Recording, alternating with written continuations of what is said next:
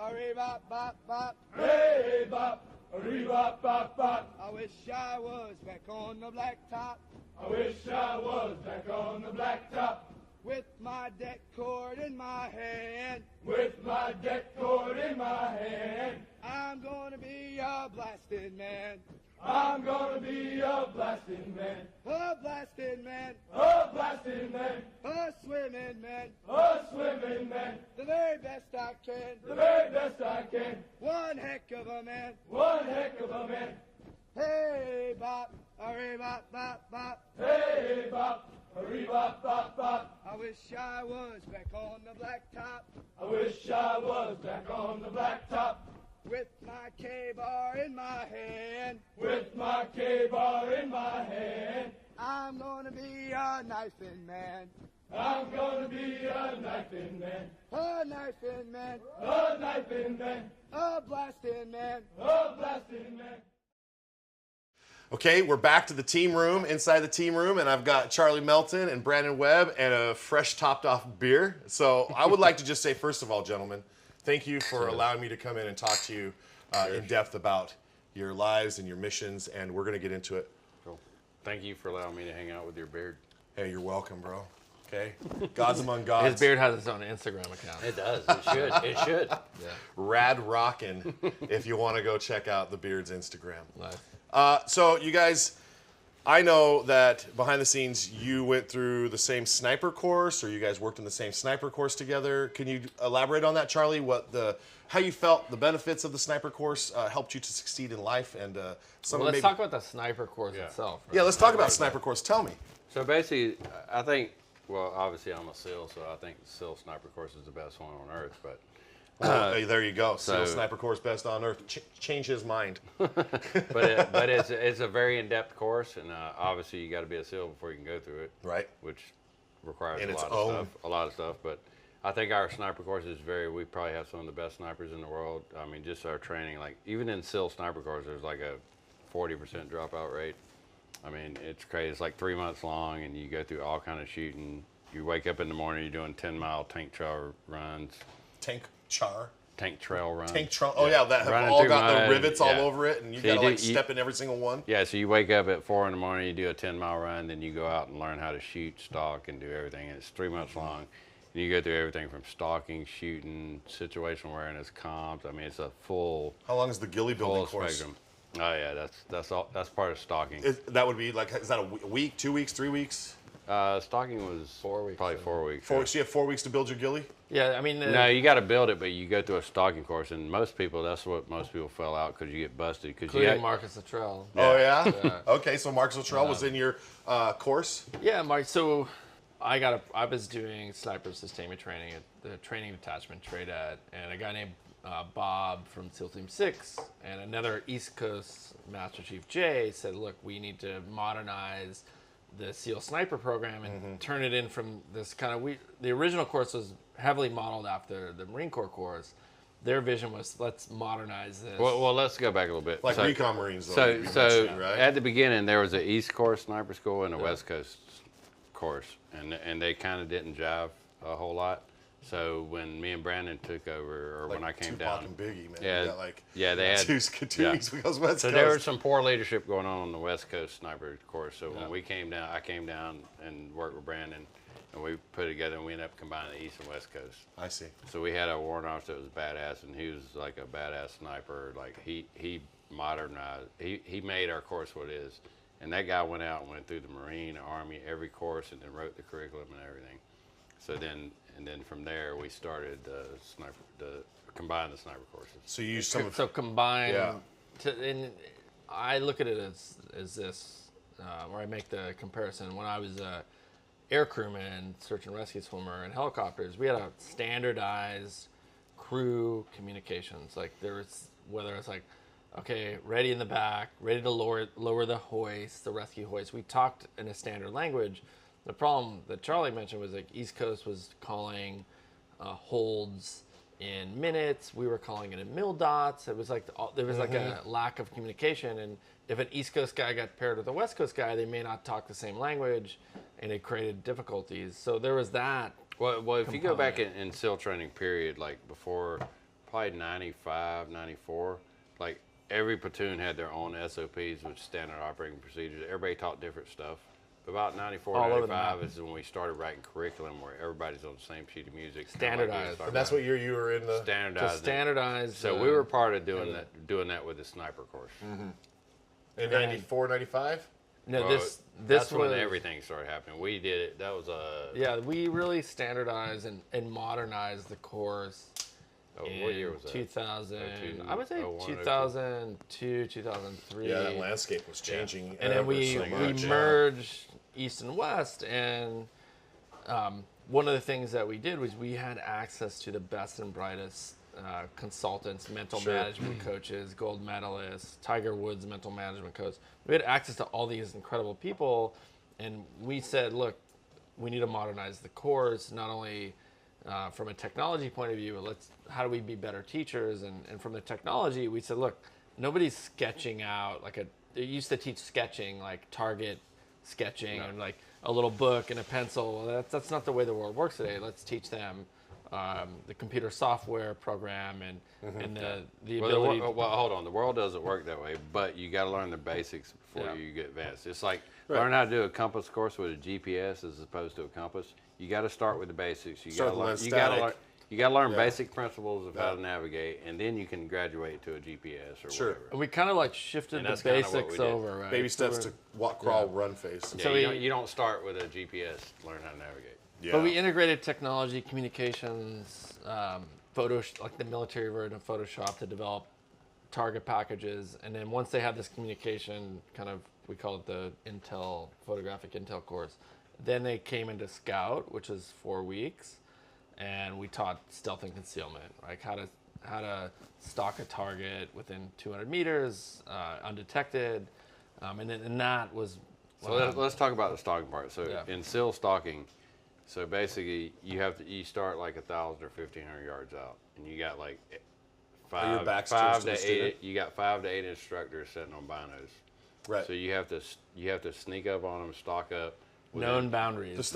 We know where your students get to go out first, and then you guys don't even look where they go, and then you all turn around. In my mind, right? It's like, okay, where are they at? And then they're on glass. Yeah. So these guys start at 1,500 yards, and they got to stock up within 200 yards of the 8 instructors on binos. And you got like some Steiner optics, and you're yeah. looking, Crazy like, where are they at? Where's the With thermals? lasers. No then- thermals. So they have to stock up. Thermals?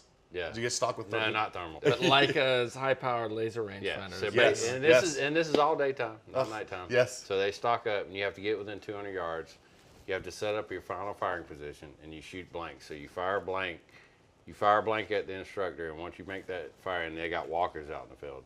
So you fire that first shot, and then at that time they're like, okay, I got one. So then the walker walks within 10 feet of the shooter, and then you got 8 dudes looking on binos, and you have to take a second In shot. that 10-foot radius of like, what's Yeah. he looking at here? Yep. And It's like, so you got to fire a second shot without them seeing you fire that shot. within that stalker, we would- that with walker. With a guy standing 5 feet. Then we'd spot 10 check feet from live you. round. Like instructors would go off, put silhouettes, and be like, okay, here's your live round, and they got to hit the target. Yeah, So that and means you they have to gotta have target. the scope dialed in and Bullet everything. path, And, right. and we've had Yeah, it's not students just a that blank shot, and now you're good. you and can we had hide well, students but at 5-hour stock, everything perfect.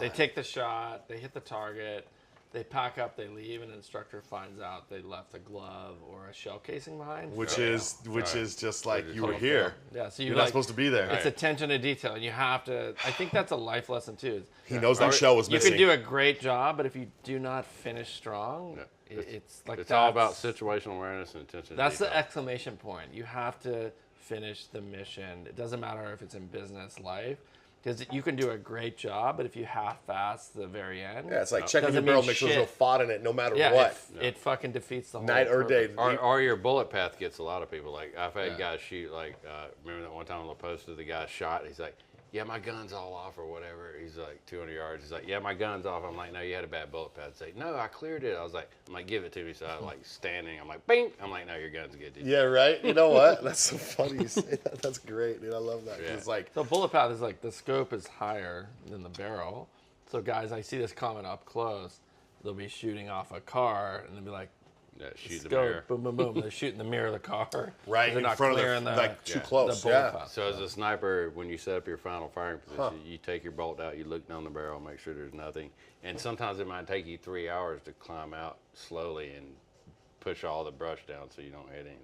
And that stock, is that what you wanted when Stock, you it joined? takes forever. When you went to go be a sniper, to wear that ghillie suit and stock like that, Wearing the ghillie suit- there's a romance. I'm not gonna lie. There's a romance with the sniper. There is a romance and it's great, but I've never done a sniper mission where I had to do that. Yeah. But And I've never it teaches you attention to Gillied up detail. more. When I went through school, I started shedding ghillie because I realized it was all about movement, dead space, and It's all about Concealment. all about dead space. You Cover don't, concealment. need to look Yeah. like Chewbacca. Because You the just have a landscape shawl on, kind you're of good. changed, right? All And you need so- is a hat and a shawl. You're good.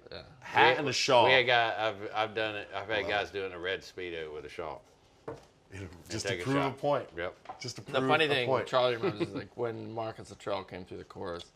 Well, I got there right after he went through. I think. So was there we for Marcus. assigned instructors to 2 student pairs. So one instructor, like 4 students, and to kind of be a mentor in a mentor. And that's what Eric did as well. Eric Davis, position. just give him a shout Yeah, out. Eric actually ran the scout. I ran the sniper portion. Okay.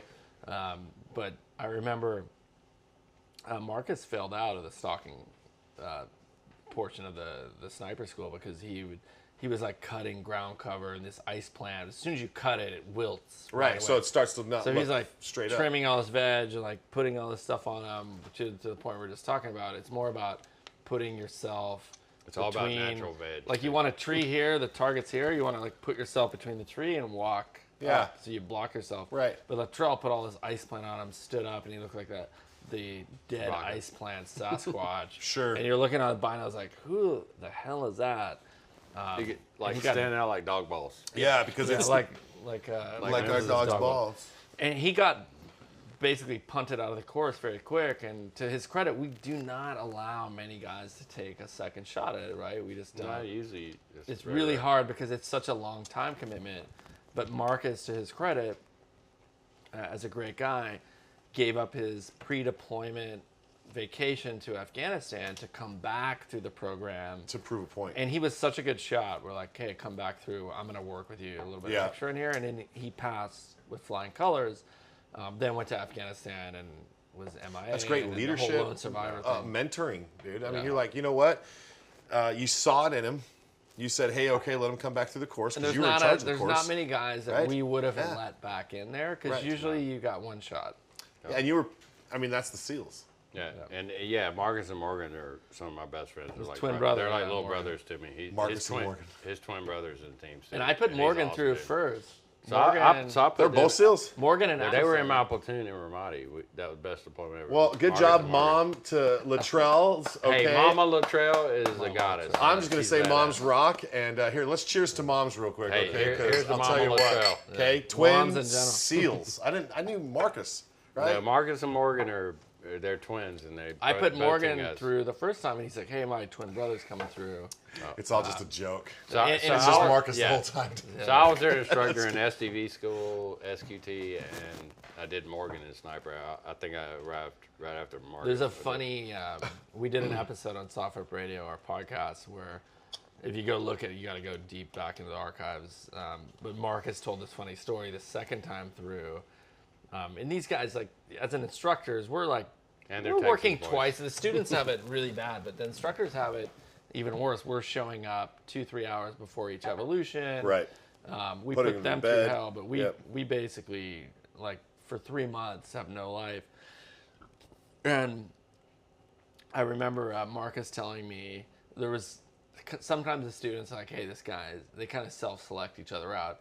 They had someone took a crap in this guy's, took a crap and shoved it in the suppressor.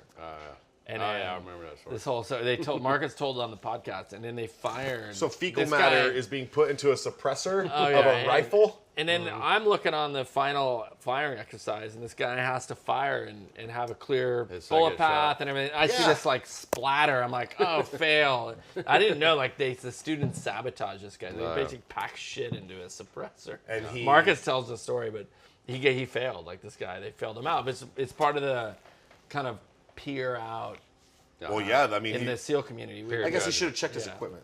Period. I don't know what to say at the end of the day because Well, that he too. probably should have been a sniper. But there is a lot of like peer, you know, how your peers judge you in the SEAL community is important.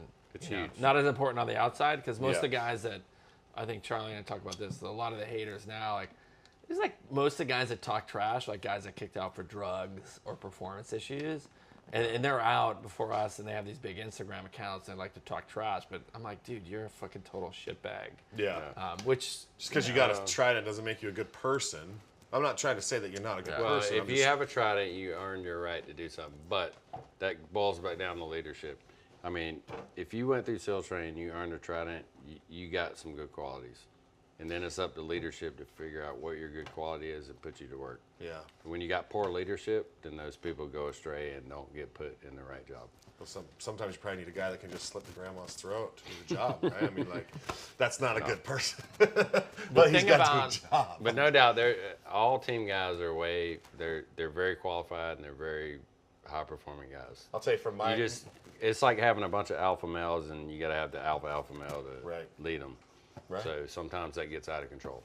I see. the thing I would say at the SEAL sniper program, which literally I ended my career leaving that, as right? a Like sniper being a course part manager. Yeah. You know, I would say that the SEAL sniper program is one of probably the best. When I left, was one of the best sniper courses in the world. We put so much effort into modernizing the course and producing the top snipers in the world. And I think Charlie would agree. When we were running that program, we would get the Army, the Marine Corps, Danish, Germans calling the schoolhouse and SWAT saying, teams, everybody. what are you teaching these guys? They're so effective overseas. How do we make our sniper program better? And we were in this constant state of improvement. Like guys like Chris Kyle would come back from a deployment to Iraq and say, look, this is what we're doing over here.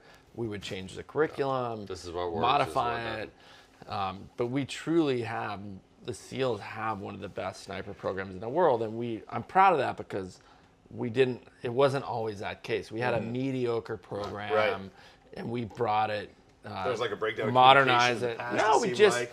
it's like, you know, we just copied the Marine Corps and the Army, and we said, look, let's just make this. We put a lot of concentrated effort. Well, it was, and there was a certain warrant officer that took our program to the next level. Wasn't he the guy that still like showed up and did a mission when he was 78? When I was in Ramadi. 78 years when old. I was in did a Ramadi. mission. Legit, man. He had experience. So this certain warrant officer, he was like 72, 75. He was old. Vietnam sounds like to me. He was in Vietnam. Yeah, but that's he what's retired. He retired, but he set up our SEAL sniper program, and he's the guy that went through all the different ones and like wrote our curriculum. So when I'm in Ramadi, and this is 2006, 2007, or whatever, 5. Yeah. So he shows up. I'm like, dude, what the hell? Where'd you come from? And he actually went on a sniper mission with us. And 70-something years old. No problem. Oh yeah, no problem. No problem. I'm like, first of all, how'd you even get here? But yeah, it was pretty My cool. passport. It was pretty amazing. That's No, great, yeah, man. I'm Think sure, about I'm it. sure he's 70 got, I'm sure something. he's got some connections. Well, there was on a a sniper but it was pretty mission. cool having my original sniper instructor show up like 10, 15 years later. That's commitment, man. And That's just when he's commitment. 70-something years old and going on a sniper mission. That's what's It, up. it was dude. impressive. That's what's up. Yeah. Well, some guys are just born for it. Oh yeah. That's it. Yep, You know. that's right. And Leaders aren't taught; they're born. they're cut from a cloth that take charge. And I mean, I'm sitting here with two leaders right here.